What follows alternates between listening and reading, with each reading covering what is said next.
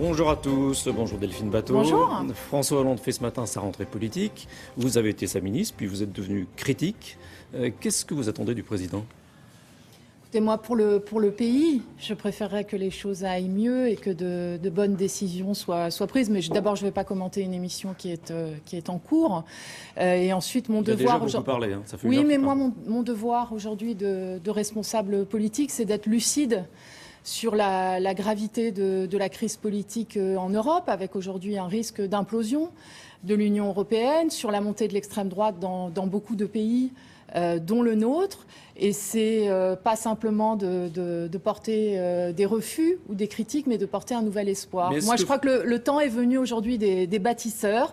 Et moi, c'est ce que je veux faire désormais, c'est être une lanceuse d'avenir, proposer de nouvelles perspectives. Est-ce que François Hollande, lui, propose des perspectives d'avenir ? Écoutez, ça, je ne vais pas commenter. Je crois qu'il est dans l'explication, la justification des choix qui ont été faits. Ça m'indiffère, au fond. Ce que dit le président vous indiffère ? Non, mais je crois que il a dit un certain nombre de choses dans ses vœux. Il va être présent là le début d'année. Je pense que c'est pas le sujet de la rentrée, de savoir s'il y a une progression ou pas dans les sondages du président de la République. C'est assez éloigné des préoccupations. Il continue de défendre le pacte de responsabilité. Est-ce que pour vous, c'est la seule solution ou est-ce qu'il y a une alternative ?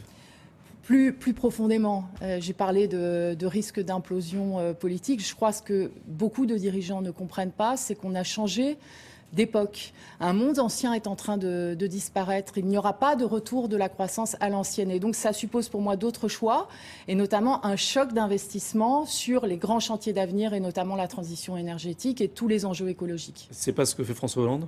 C'est pas les choix qui ont été faits pour l'instant. Mais encore une fois, je crois que l'heure n'est plus aujourd'hui à pointer des erreurs. Moi, c'est pas ça qui m'intéresse aujourd'hui, c'est de proposer un espoir, de proposer des nouvelles perspectives. Et il y a un projet qui va focaliser l'attention ce mois-ci, c'est la loi Macron qui veut assouplir les règles de l'économie. Est-ce qu'en l'état, vous voteriez cette loi ? Écoutez, moi j'attends le débat parlementaire. Je vais voir, il y a plusieurs sujets qui me préoccupent. D'abord tout ce qui concerne la ruralité, ensuite ce qui concerne aussi l'écologie, et notamment je demande le retrait de cet article 28 qui prévoit de réformer le code de l'environnement par ordonnance.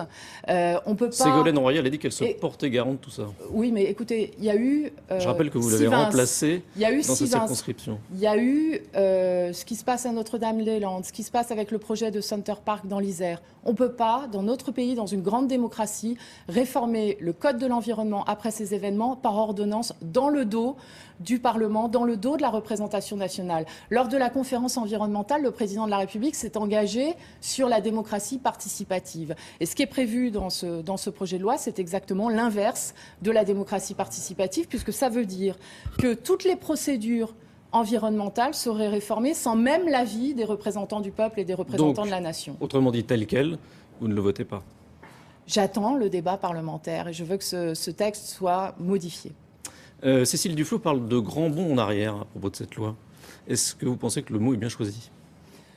Écoutez, moi, je respecte les positions des uns et des autres. Je pense que ça fait partie des positionnements tactiques habituels des Verts, avec une sorte de répartition des rôles entre les uns et les autres, entre la critique excessive des uns et la louange excessive des autres. Encore une fois, moi, aujourd'hui, ce qui m'intéresse, c'est pas de porter un refus, c'est pas le front du refus, c'est le front de l'espoir, c'est de faire partie des gens qui apportent un souffle d'air frais, des idées nouvelles dans la vie politique française qu'on a bien besoin, parce qu'il y a une défiance considérable de nos concitoyens vis-à-vis de tous ces positionnements tactiques et de ces jeux d'appareils, de ces préparations de congrès, par exemple. Mais est-ce que sur la loi Macron, par exemple, le gouvernement pourrait être mis en minorité ? Est-ce que c'est envisageable ?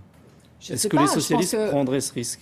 Je pense que ce qui est important, c'est que le gouvernement et l'exécutif soient à l'écoute des députés et des députés qui sont sur le terrain, notamment dans les territoires ruraux où il y a beaucoup d'inquiétudes par rapport à ces logiques de dérégulation et de déréglementation qui sont d'une autre époque. Je pense que c'est ça qu'il faut comprendre. On a changé d'époque. Un monde ancien est en train de s'écrouler. Et donc les réponses qui étaient celles des années 80 à penser que de déréguler, ça va générer de l'activité économique, c'est une erreur. Ce qui doit générer de l'activité économique aujourd'hui, c'est ce que fait le gouvernement. Non, c'est un choc d'investissement d'investissement sur les politiques d'avenir, sur le numérique, sur la transition énergétique, sur l'économie circulaire, qui est toute une révolution qui doit être celle de notre politique industrielle. C'est ça qui peut ramener une forme de prospérité en France, ce n'est pas les solutions du passé. Est-ce que le divorce entre les Verts et les socialistes est consommé ou est-ce que ça peut se raccommoder? Je vous l'ai dit, je crois que malheureusement, les Verts sont devenus une sorte de mini parti socialiste, c'est-à-dire qu'il y a beaucoup de jeux tactiques et qu'à la fin, on n'arrive plus à savoir exactement où ils sont, ce qui est dommage, parce que l'écologie, par exemple, aujourd'hui, devrait être la première force politique dans la jeunesse. C'est dramatique de voir la montée des idées d'extrême droite, notamment dans la jeunesse, dans notre pays. Donc l'écologie, c'est une idée très positive qui va bien au-delà, d'ailleurs, des frontières d'un parti politique.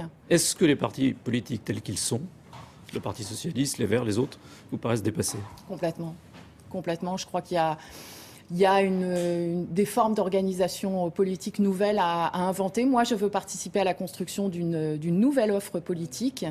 Je pense que les appareils traditionnels sont prisonniers d'un fonctionnement vertical, d'enjeux de pouvoir aussi interne. On va le voir d'ailleurs avec le congrès du Parti socialiste, et ne sont plus capables aujourd'hui d'apporter des idées nouvelles, d'être à la fois lucides sur l'époque qui nous entoure, et surtout d'apporter des idées nouvelles. Si François Hollande se représente en 2017, est-ce qu'il devra passer par la case primaire du Parti socialiste? Moi, je souhaite des primaires. Je pense que ce serait étrange, alors que c'est la gauche qui avait impulsé cette nouvelle culture démocratique, que pour la prochaine échéance, on s'en exonère. Je pense que c'est absolument nécessaire qu'il y ait des primaires. Même si c'est le président sortant qui est candidat? Effectivement, c'est le problème des institutions de la Ve République, mais ce serait paradoxal qu'on soit dans une situation où la droite organiserait, elle, des primaires, et que la gauche, qui avait impulsé cette nouvelle culture, s'en exonère. Merci. Merci. William?